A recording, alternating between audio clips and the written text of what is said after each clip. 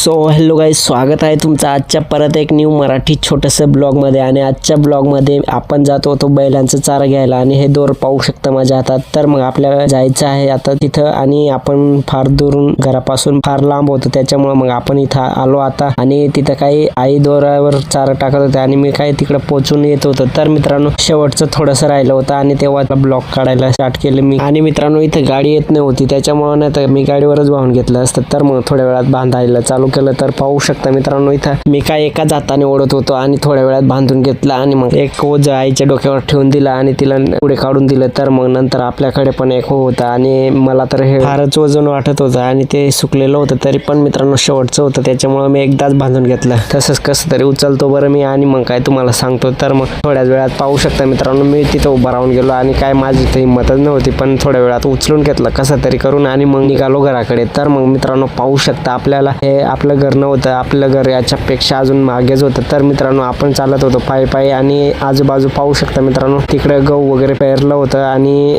आपण निघालो होतो तिथून वाटेवरून. तर मित्रांनो, चला मग दाखवतो तुम्हाला. तर थोड्या वेळातच आपण काय आईच्या मागे येऊन गेलो आणि मग काय आईला पुढे काढून दिलं होतं, तरी पण आपण तिच्या जवळ येऊन गेलो आणि मग फास्ट आलो. त्याच्यामुळं मग काय पाहू शकता मित्रांनो, आता जायचं होतं आपल्याला पुढे आणि मग नंतर पाहू शकता मी तर काय खुशच होऊन गेलो होतो थोड्या वेळात. तर मग नंतर पाहू शकता आईला मागे टाकून दिलं आणि मग पुढे निघून आलो. मग काय इथं पाहू शकता मित्रांनो, आपले बैल इथं होते आणि त्यांना पण चारा टाकलेलं नव्हतं सकाळी सकाळी. तर आपण निघून गेलो होतो तिकडे, त्याच्यामुळं तर मग इथं टाकलेलं होतं मी 2-3 ओझे टाकून दिले आणि हे शेवटचा ओझा टाकला आणि ती आई आता येत होती. तर मग पाहू शकता तिला आणि फार दमून गेलो होतं. तर मग आपल्याला आता आंघोळ करायला जायचं होतं. तर मग चला दाखवतो पुढे काहीतरी तुम्हाला. आणि नंतर मग मी आपले दोघं छोटू मोठूंना शोधत होतो. तर ते नंतर इथं रिक्षात बसले होते, ते पण तयार बियार करून शाळेत जायचं होतं त्यांना पण. तर मग ते पण कसं आगाऊपणा करत होते. हा एक तर शांत होता आणि हा एक तो डायरेक्ट मोबाईल मागत होता. तर मित्रांनो, हे होतं छोटंसं ब्लॉग आणि